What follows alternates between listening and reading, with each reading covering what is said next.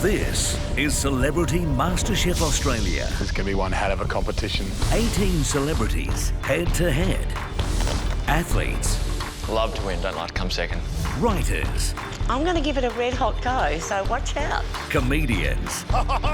Fashion leaders. It's like going to the Olympics. I want the gold medal. State leaders. I get this smell. Oh, my God. It's my sauce burning. Battling through the heat for a place in the finals. Is it good enough? Is it right? A tilt at the trophy and title of Australia's first Celebrity MasterChef, and $50,000 for their favourite charity. That is my nemesis. Last week, Cook like the world's watching. Indira, Josh and Kirk showed their cooking skills as Kirk's blackened tuna gave him the pressure test pick. But actually got everything on the plate. And his Bob Alaska won him the first semi-final spot. Wow. Now, 3 more celebrities will do battle.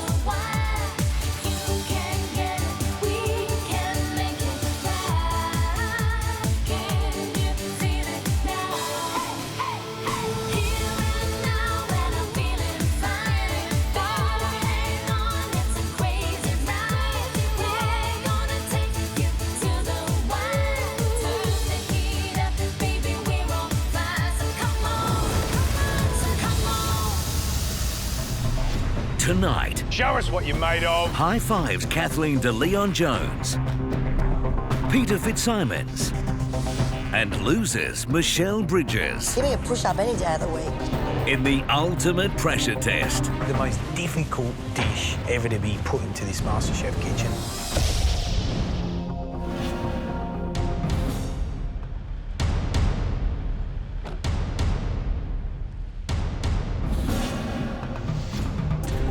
I'm Michelle Bridges. I'm a fitness expert and trainer. That's it, people. It's time to suck it up. And I'm the red team trainer from The Biggest Loser. I'm a massive foodie. I like to keep the calories low. If I eat well, I look well, and I feel well. I see the vegetables as the rock stars. The meat is a backup singer. Michelle Bridges, welcome to the MasterChef kitchen. You look a little bit nervous. How do you Well, feel? you know, to be actually here, doing this for real, it's daunting, but it's exciting. How do you think your food's going to go down with the 3 of us? I've seen the kilos of butter and sugar that have gone into some of them. I love how you all look at Gary. Yeah, what are you looking at me for?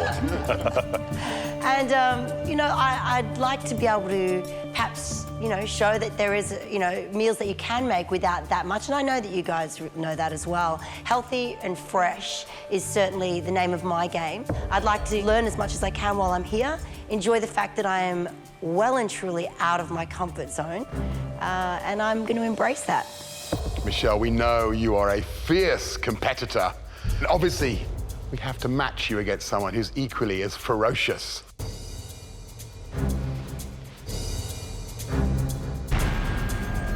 My name's Peter Fitzsimons. You may know me as a Wallaby, perhaps a Sydney Morning Herald journalist and author. Food used to mean to me the same as petrol meant to a car. And the older I've become, the more I've realised just how wonderful food can be in a life. In recent times, I've discovered the pleasure of cooking for others. Well done. Most particularly my children. I would like to win, I want to win, and I'm going to win. But you can only use that if I go on to win, otherwise I look like a dickhead. Hi, lovely to meet you. Nice to meet you too. Gentlemen. Peter Fitzsimons is a mountain of a man. Formidable competitor on and off the field. Peter, you're in the MasterChef kitchen. You feeling any pressure? I'm already under a bit of pressure at home, coming up with a good, healthy dish that pleases everybody. So today will be a bit like that, I think. So what sparked your interest in cooking? I played football, so I played 1 year in Italy, 4 years in France. In Italy, I started eating risotto, and I'd never come across risotto. I couldn't believe it. So it was the first time I realised how wonderful cooking could be, and I found, oddly enough, that instead of being a chore, I found it spiritually nourishing. I like it. Peter, Michelle, you seem like 2 very competitive souls. We cannot wait to see what's going to happen in the kitchen. So let's meet our final celebrity of the day.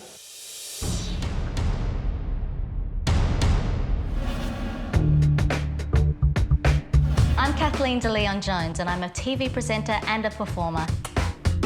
I was in High Five for about 9 years. We won 5 ARIA awards, about 3 Logies and a Helpman Award. My cooking style would be probably a fusion of Asian. I mix it up for Daniel because he's English. He likes his sausages, he likes his mash. Oh my goodness, what do you think? There's a couple of family secret recipes that a lot of my friends want, and then I'm like, I can't give it to you. I'm gonna have to kill you if I give it to you, or my mum's gonna kill me if I give it to you. Kathleen de Leon Jones, welcome to the MasterChef kitchen. Are you fired up? Are you ready for the competition? I'm definitely really excited. I'm ready to show you guys what I can do in the kitchen, and hopefully you guys will like it. What sort of cook are you? Can you tell us? I'm a very giving cook, I think. I like to make sure that everyone's always eating. So if somebody comes into my house, if they're not eating, I'm not happy. And I also cook a lot of Filipino food. All right, best of luck. Thank you so much. In today's heat, there will be 2 rounds. The first round is where you really have to shine. This is where you have to cook your signature dish. So what are you playing for in this round? Win the signature dish challenge and you'll win a huge advantage in the second round later today. I'll tell you right now, the person that's going to take out Celebrity MasterChef is the one that goes out on a limb, that walks that tightrope and puts the most amazing food on the plate. We say that we can cook, we've got to prove it. We've got to step up and show the judges that we are passionate about food and we're passionate about our cooking. Michelle, Peter, Kathleen, please go to your stations. Today, I'm a test of whether an average Aussie bloke can actually come up and not only compete with far more experienced women, but win. My stomach is in knots. Have I got what it takes to get through the semi-finals? You have 90 minutes to cook a beautiful signature dish. Show us what you've got. Show us what you're made of. Your time starts now. Woo. When I hear those words, your time starts now, I'm woo! And I'm like straight into it.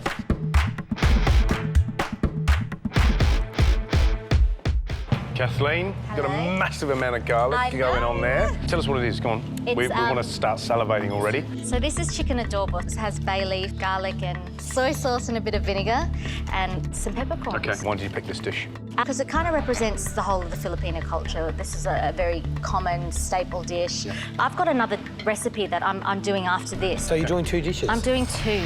So you're doing the chicken adobo? And I've called it a caramel flan, but most Filipinos know it as a leche flan. All right, well, we'll let you get your chicken, get on with it. Because you've only chopped the garlic so far and we're 10 minutes or so in. Oh, my goodness. I've chosen the right dish because it's a bit like me. It's not delicate, it's robust, it's strong, it's provincial, it's a French farm meal. Oh, Peter, glass of wine? The way I like to do it, a little bit for the chicken, a little bit for me. So what are you actually cooking today? The signature dish is coq au vin. Translated basically means rooster in wine, but over the years it became chook in wine. So I lived in France for 4 years, and when I was there, every time I ate it, I just thought, this is fantastic. You know what? I like the look of it, Peter. I'm looking forward to a great coq au vin. Michelle, so tell us what your signature dish is. It's Moroccan spiced lamb cutlets with a eggplant and blackcurrant couscous. There's around about 23 spices in it, so it packs a punch. Because you got that out of a packet. Yeah. Did you add stuff to it? Yeah, what did you add? I've already put in some fresh rosemary from some fresh thyme, some black pepper, and a drizzle of olive oil. Okay. They're really lean as well. They're French cut. They're very lean. All the fat's been removed from them. Yep. In my kitchen, you get served what you get, and that's it. No seconds. That's the rule. No seconds, boys. No seconds. They never taste as good. And I'm worried about the fact because you're being careful with your seasoning and you're making up for, I suppose, the salt with spices and things, that it's really going to carry the flavour. You'll love it. Michelle, good luck. Looking forward to the lean lamb cutlets with little salt. My biggest concerns are, am I going to be using enough butter and am I going to be using enough salt to allow them to really taste it? Just under an hour to go to produce the most spectacular signature dish. that the whole of Australia is going to love. My secret weapon is good mashed potato, and I like it a lot, and my kids like it a lot, and my wife particularly likes it, is a couple of yolks thrown in. It's a bit rich, but it tastes fantastic. So Gary Peter, he's triumphed on the rugby field for the Wallabies. He's a best-selling author, but will he triumph today in the MasterChef? I like him. He's bought in his bandana. He's here for a bit of battle. What I like about his cooking, he's lived in France, he's lived in Italy, and he's bringing a bit of that back to Australia. Egg yolk in the mash? Not nice. If he doesn't do something spectacular with that mashed potato and those egg yolks, then I don't think it's going to work.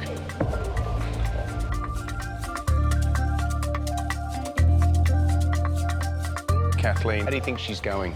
Well, I mean, she's doing two dishes. She's doing her chicken adobo and also some sort of flan. Yep. Has she bitten off too much? Is she going to put enough emphasis into that chicken dish? The question is it too simple? We love simple food, but it's got to pack a punch. It's got to really taste of something.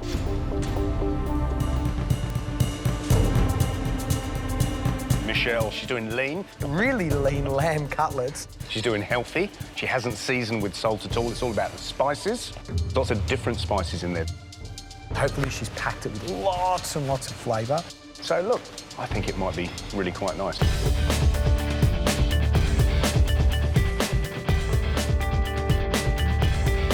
You've got 30 minutes to go. Don't forget, you want to cook to win. Why? Because it's going to give you a fantastic advantage going into the next round this afternoon. The judges are concerned maybe my flan might be a bit too simple, but as long as I get it perfect, then it should be great.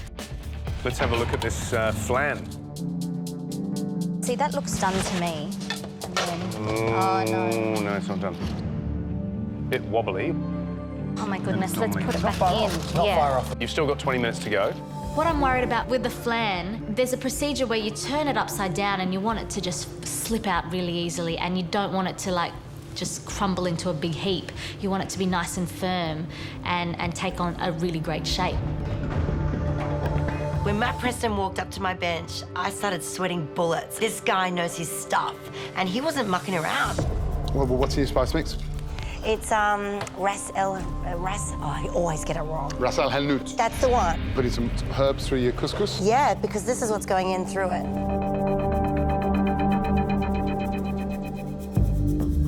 Okay, fantastic. Thank you, Michelle. I was like, oh my God, this is harder than any workout. What are you doing? I'm making mashed potato, and it's going to be fabulous. What do you think? Your question is going to be whether your mashed potato is about the cream and the butter or whether it's about the potato. Now, what's here? This is chicken adobo. It's quite a tasty dish, so it can, if you add too much water, it can be quite bland. Ooh.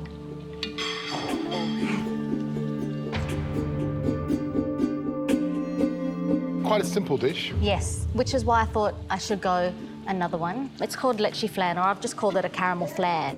Actually quite high-wire stuff, because if you get things wrong with either of those dishes, they crash and burn. With about 15 minutes to go, I knew the lamb needed to go on now. I really need to make sure that they stay juicy and I don't overcook them, which is really easy to do when you've removed all the fat.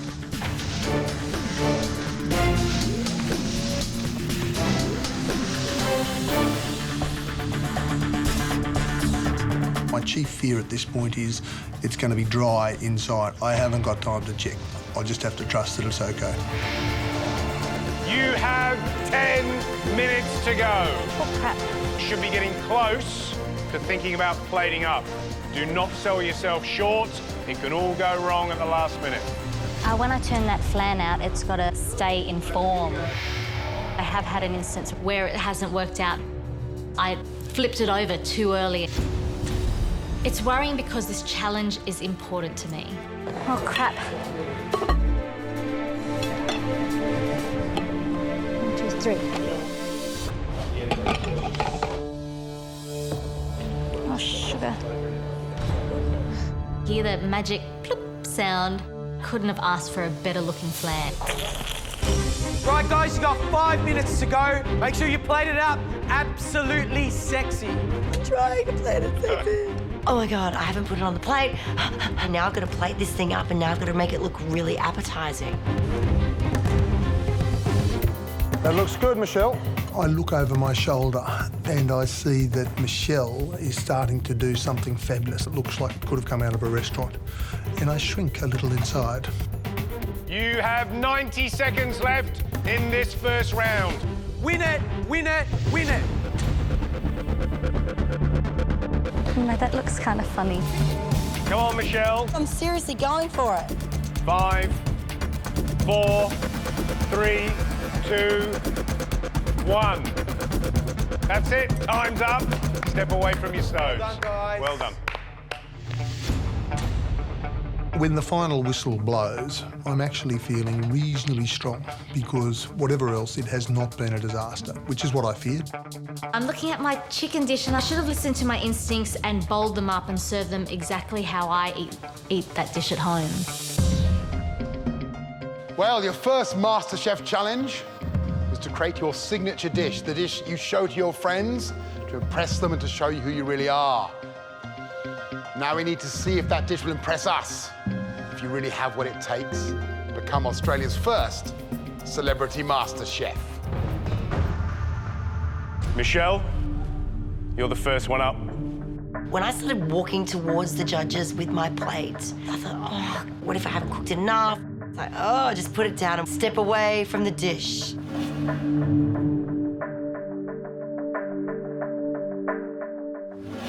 Okay, let's try.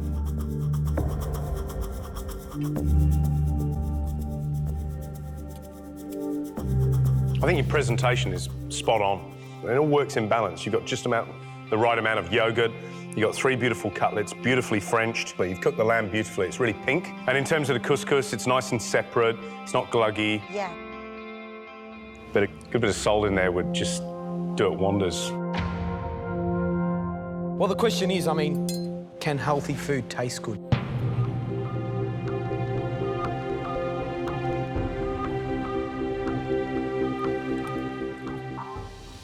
It packs flavour, definitely. But I totally agree with Gary. Salt brings flavour out.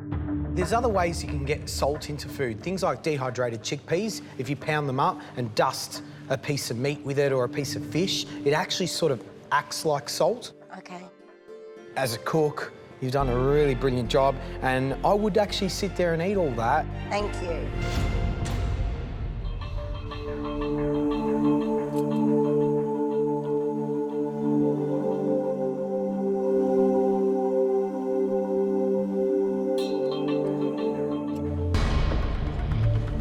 What you've got is quite a monotone dish because the spices dominate all those elements together. Because what's there is a great potential dish. It just needs a bit more balance in terms of other areas of salt, sweet, and acidity. I felt that I'd done a good dish, but after their feedback, I thought, I don't know. I don't know where I'm going to stand with this now. I put my dishes down and I step back and there's utter silence and it's like deafening. So, if these 2 dishes were on a menu in a restaurant, what would you call them? I'd call it chicken adobo and caramel flan.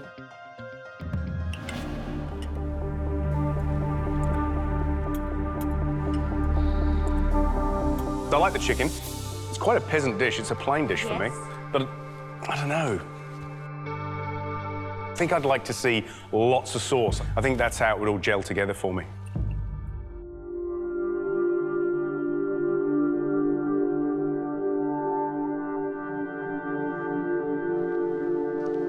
Gary, Michelle's watching. Sorry, Michelle. It's another 10 press-ups, Gary. I love that flan. And...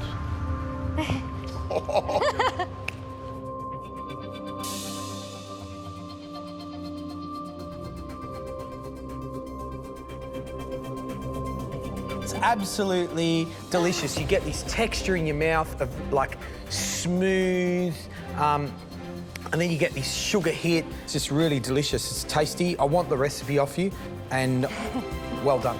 Thank you so much. I am so happy with all my comments. It's quite surreal. Peter, please bring your coq au vin up to the table. Thank you.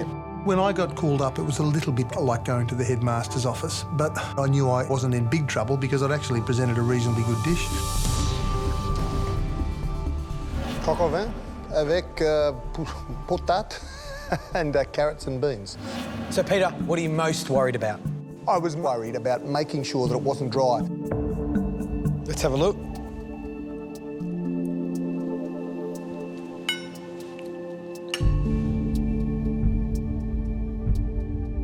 Is it juicy, Peter? It is. Yay! No, it's very juicy. Quite flavoursome, actually. The mash is probably your letdown. Yeah. It's grainy, it's lumpy, and the egg yolk's just not needed there. I don't know where you got it from. My wife. There you go. Don't listen to her. I think she did that as a little stumbling block for you. But really good job with that, mate. Thank you Top job. very much, George. I'm very pleased.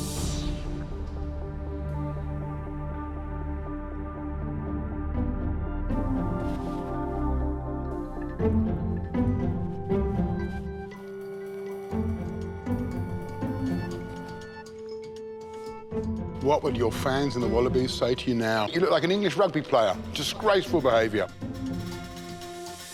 Mashed potato, disaster. Oh, grainy, not nice. Amazingly, that chicken is absolutely beautiful. Thank you. As I walk back, it's fairly clear to me that I'm positioned exactly where I want to be. Not right up the front with everybody coming at me. I'm one out, one back, ready to make my move. Well, you've all done a fantastic job, but there can only be one winner. And the winner, who's going to get that leg up in the next round, is Kathleen. They announced the winner, and I'm like, this is amazing. I could not believe it was me. Well done, Kathleen. Two really, really good dishes. The flan just got me on that one. That was fantastic. Kathleen, you won the Signature Dish Challenge, so you go into round 2 with a distinct advantage. You are going to need that advantage because now you face the pressure test. You'll be cooking the same thing from the same recipe with the same ingredients with the same amount of time. We've called in one of Australia's top chefs to provide the challenge for you. He's known as being creative and innovative. Please welcome to the MasterChef kitchen, Chef Brent Savage. I'm the chef at Bentley Restaurant and Bar. My food is restaurant food. It's not the type of food that you would cook at home. It's very difficult to do, so the contestants are definitely going to be out of their comfort zone. The best advice that I have for the celebrities is just because something's hard doesn't mean that you shouldn't do it. Kathleen, you won the privilege of choosing one of the dishes that Brent's cooked. So, Brent, let's reveal the first dish that Kathleen may choose to cook. The best hope I have to win is if when he lifts those cloches, on one side there's a meat pie with Marty sauce and on the other one is a hot dog. So, Gary, the first dish that we have is a roast spatchcock, confit leg, crisp with a little bit of polenta, blanched asparagus, sweet corn kernels, and soft polenta.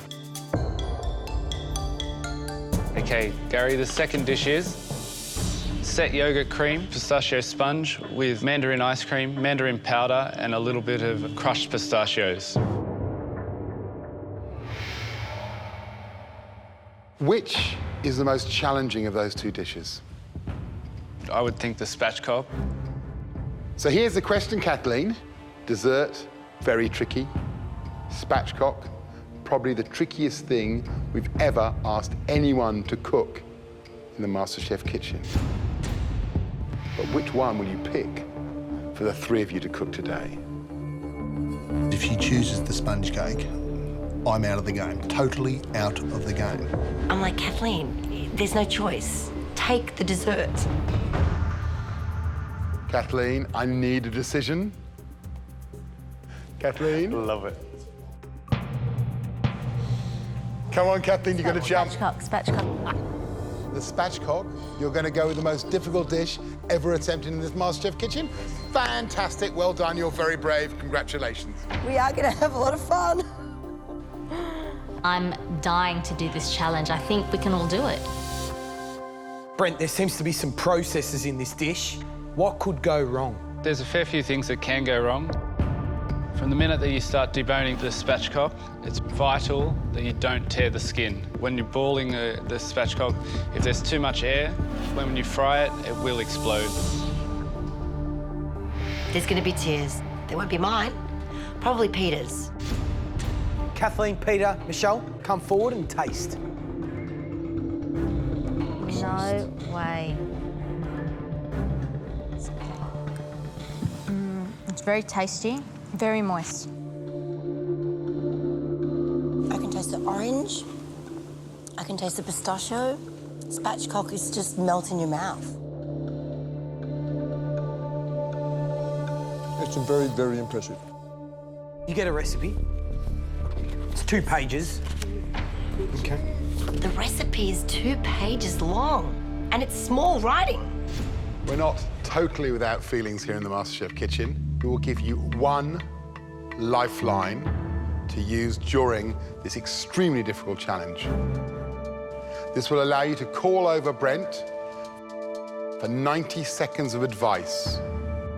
One time, I was drowning. God bless the lifesavers, they came out and got me with a lifeline. Today, I feel much the same. Now, I'll be looking for that polenta beautifully set in that form. Pistachio puree that balances the flavour of the nut with the orange, the confit leg. Be crisp and firm and holding together. And the ball, impeccable, round, unsplit, juicy in the middle, crisp by the pan on the outside. Bring us a dish like that, and we will love you greatly. You have 2.5 hours to reproduce Brent Savage's beautiful dish. Don't underestimate it. Try your hardest. We want to see you succeed. I am so excited. I'm ready to go. I'm running on adrenaline. Your time starts now. Brent Savage has thrown the gauntlet down for us to cook one of his fabulous main dishes. It's all go. The thing that probably most concerns me is take the small chicken and turn it into a beautiful ball. I start with a spatchcock and I'm so nervous about tearing that skin on the sides. If you break the skin, you may as well start again. Trying to pull the legs out without ripping the skin, and to my amazement, it seems to be working.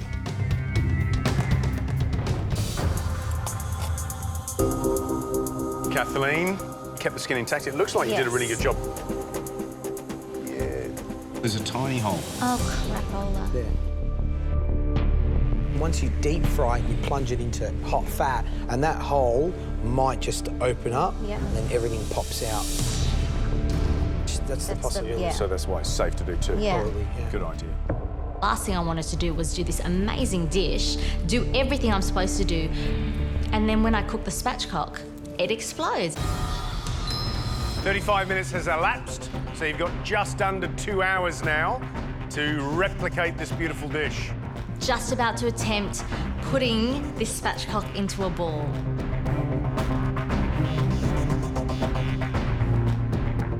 The skin was really looking good. I'd made no holes in it. I decided to do 1 ball. It's a risk. It's a risk I'm willing to take. Here is the difficult part, to draw all the skin around the meat and twist it at the top and then tie the string around without having any perforations, any holes. I try once. I try twice. I try 3 times. Right, Peter, we need an extra pair of hands. And this is the worrying part. We've got a Bit of a gap there. Yeah, is there any way around it, or is it stuffed? It really is a 2-man job. Perfect. Thank you. It is a 2-man job, that bit. I know that I've accomplished the most difficult thing of all, which is to have 2 spatchcock balls ready to go. Kathleen, how you going? Okay. Give us a look. That's really good. You've done a cracking job. There's no holes in it. Well done. Thank you.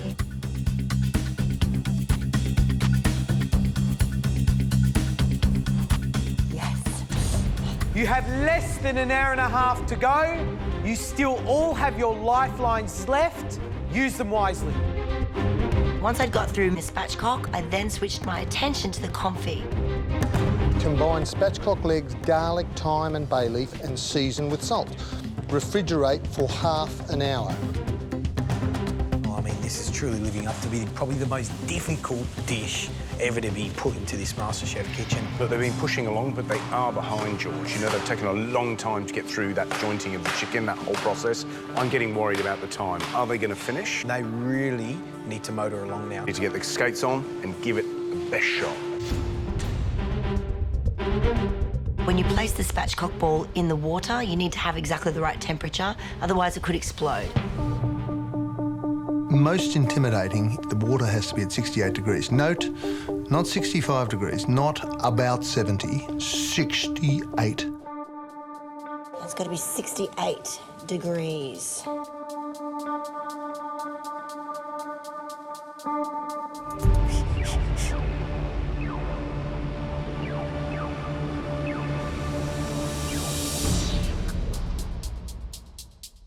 I looked at my temperature gauge.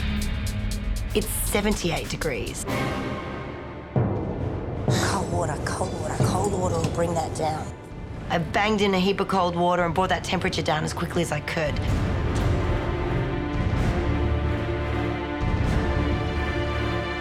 I take my confit out of the fridge, I wash off the excess salt, I put all the ingredients back into a roasting dish, cover it with oil and put it into the oven for an hour. You're exactly halfway through. You've got an hour and a quarter to go. Don't take your foot off the accelerator. You've got a lot of processes to get through. We want to see something on the plate. We know you can do it. You've already done the chicken, so come on.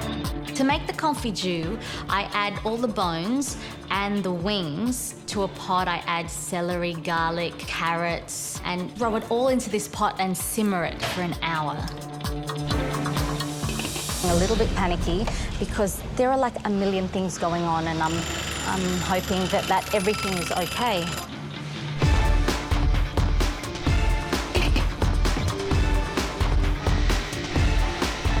Guys, you have 30 minutes to go. Are we moving? Yes, chef! Come on! I get to a point where I start to get really frazzled and I'm not quite sure if I'm going in the right direction, so I call for my lifeline. I'm up to the polenta and I've got the corn stock there. Is that right so far? You're doing pretty well. Have you checked your legs? This? No, your confit legs. That's your sauce. You know, you should have some legs in the oven. Goodness. Have you got the confit legs in? Oh, my confit. I forgot about my confit. Oh my gosh, do you know I forgot that? I think you've just got it in time as well. Get that pressed down as quickly as you can. Yep. Brent, I'm so ready for my 90 seconds.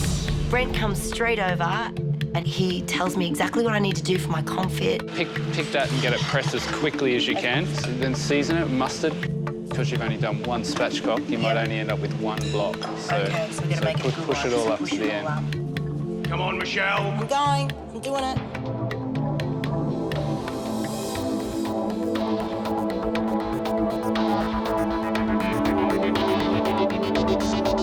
Time to get the balls out.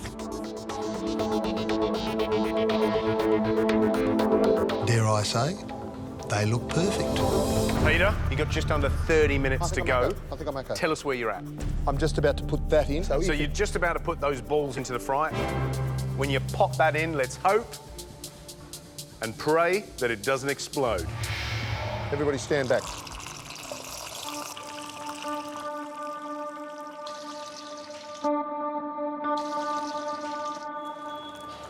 Beautiful, beautiful.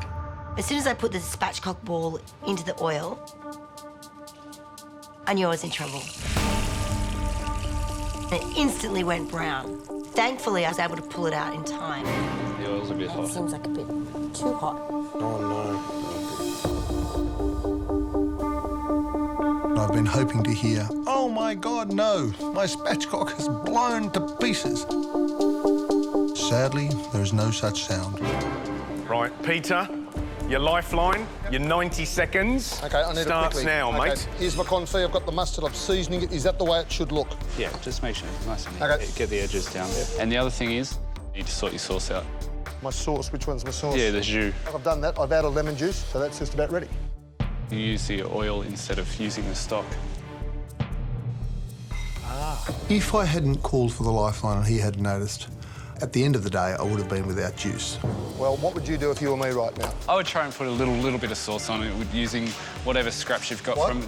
You've got fried bones still. Okay, so I'm trying to adapt. What he's saying is fry the bones. With a little bit of the chicken Chicken stock. stock and use that for a sauce. Yep.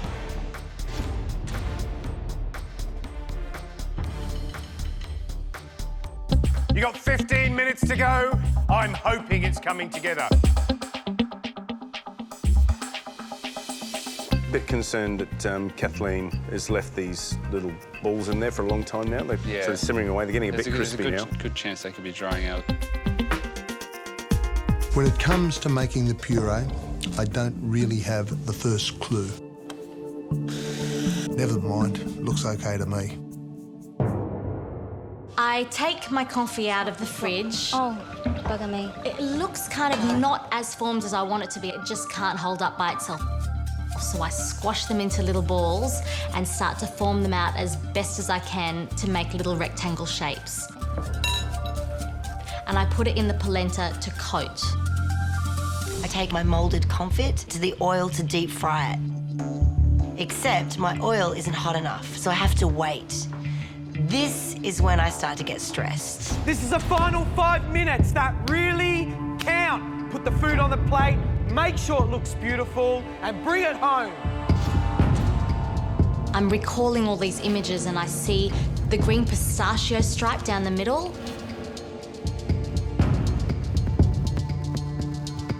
Now I put the ball down. I reckon that looks great. If that can't win, nothing will. Double it. How long? You've got 2 minutes to go, 2 minutes to go to make it look absolutely gorgeous. Come on!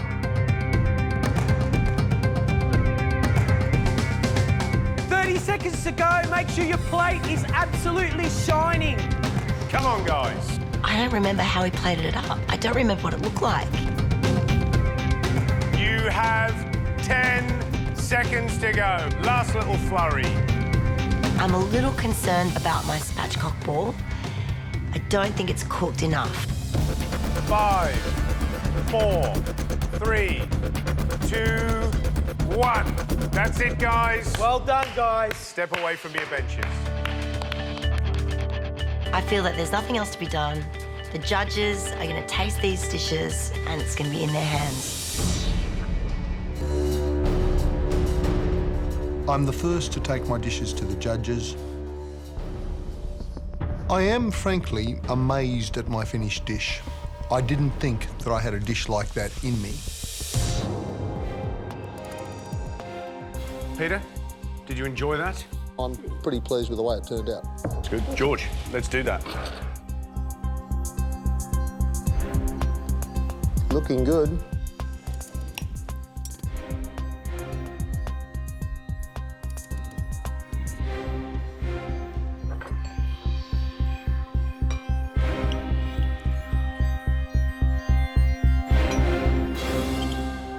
I think the hero of the dish, which is that chicken ball, tastes great. It's nice and moist. It's just cooked in the middle, so you've done a fine job there. All that caramelised bit there, I could sit there and lick it. It's that tasty and delicious. It's a hard one because your job is to recreate a recipe. You've really failed to do that in terms of you haven't played it the same way. I'm concerned about why you did a pistachio soil rather than a pistachio puree, and there's a lack of a gravy or a sauce in there. I'm not sure if I'm in the game. If I can get my ball together with the sympathy vote, I may get over the line. It's my turn to take my dish to the judges, and again, I get that horrible butterfly feeling. Kathleen, what do you think? I did everything that it said on the sheet, so I'm just hoping.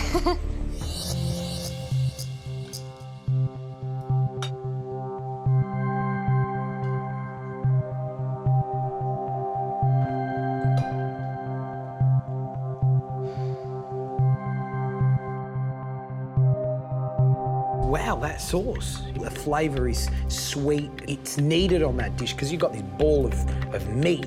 It's there to lubricate it and give it a really lovely flavour. I can see these guys quite keen to offer you a job as a saucier because you have a way with extracting flavours. And what you've done with this dish is deliver something that looks beautiful and delicate on the plate. The asparagus, the puree, the confit, the way you've got a nice crust on the confit gives it texture to eat. The only thing that lets you down is the ball. For me, it's overcooked. It hasn't got that lovely, yummy juiciness, almost just set juiciness. Thank you, Kathleen. Thank you so much. Thanks, Kathleen. Well done. I'm confident, but you know what? I've got two great competitors up against me. I'm the last one to take my dish into the judges. So I'm gonna have to try and give them something that kicks the other dishes to the curb. Well, you've certainly got an artist's eye, Michelle. That is absolutely beautiful. Wow, thank you. Do you think this dish can help you win? I'd like to think it can. Do you want to win? Yes, How much? a lot.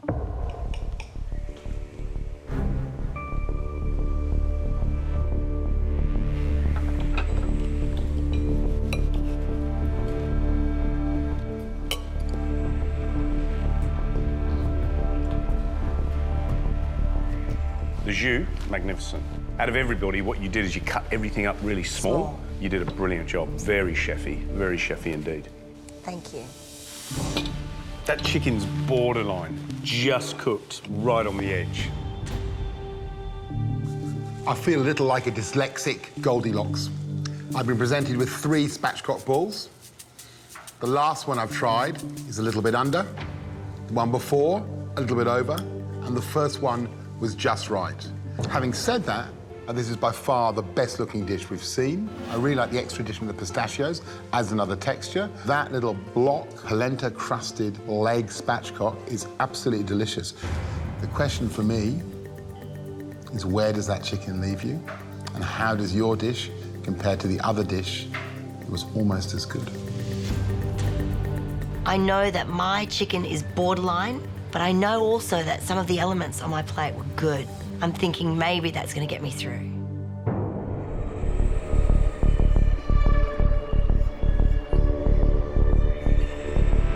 We are so impressed by what you managed to achieve today, and especially impressed by what you've done in the pressure test. Michelle, beautiful looking dish, amazing flavours. Little bit of question about that spatchcock ball. Peter, but that spatchcock ball was the standout of all 3. The question is, Peter, is the perfect ball enough to get you over the line? Kathleen, an amazing jus. There's wonderful integrated flavours, the richness of the puree. The challenge for us, you cook the ball slightly too long. We had a vigorous debate, but there can only be one winner that goes through to the semi-finals. I'm fairly sure it's Kathleen, but I'm thinking I'm a 1 in 10 chance that it's me. Peter? It isn't going to be you. Thank you. I felt a little bit like the ugly girl at the Miss Universe pageant. Kathleen, Michelle, it comes down to the dish that you cooked today. I'm amazed at how much I really want to win. Please, please, say me. Kathleen?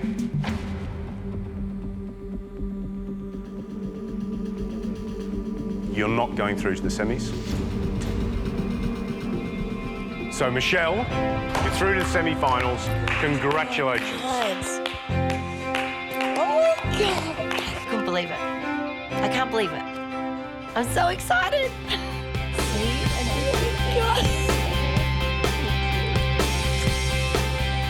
MasterChef World. Congratulations, the flavours were spot on. And for George and I, even though that was just cooked, we love just cooked. So you deserve the win. Well done. Thank you. Kathleen, Peter, it's time to say your goodbyes and leave the MasterChef kitchen. Thank you so much. I have loved every moment in the MasterChef kitchen. It's been incredible. It's been wonderful. There will be chefs and cooks all over Australia that are watching this show tonight. Can I say, I understand why you have the passion for food that you do, and good on you. Now, Michelle, you're facing a marathon. How are you going to train yourself for that next round? I'm going to be in that kitchen all day and all night, and I'm just going to keep cooking. Michelle Bridges, go home, train like your future depends on it, and come back in a few weeks' time, ready to do battle with another hand-picked group of contestants who will stand in your way to taking out the title of Australia's first celebrity MasterChef. Thank you. Thank you very much. Bye. If going by what we cooked today is a sign of what's to come, wow, it's only going to get harder. Next time on Celebrity MasterChef. I'm doing a 3-course meal. Premier Anna Bligh tries a triple whammy. Has she bitten off more than she can chew? Actor Simon Westaway in his toughest role ever. Shit, now it's getting tricky. Oops. And Olympian Eamon Sullivan. He's really set himself a challenge. This is the part I'm really nervous about. Only one will claw their way into the semis.